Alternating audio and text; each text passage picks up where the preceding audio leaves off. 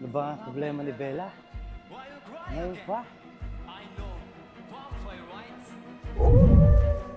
Hi sir, welcome to Escobar. Mamaya na. I trust you to protect Bella.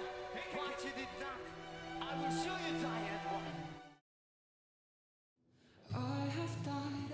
What happened, Bella?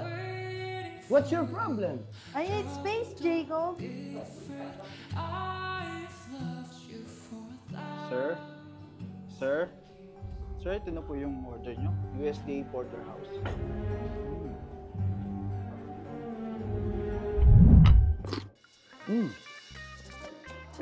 Akala ko, broken ako.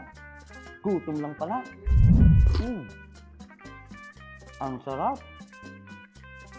What happened? What happened? Yung linya mo, siya lang. Yung nga, kumakain ako eh. Patrons, kung naghahanap kayo ng affordable na steak, punta na kayo rito sa Escobar. What happened, patrons? Why you crying again? I know, steak, right? Steak will pay to me.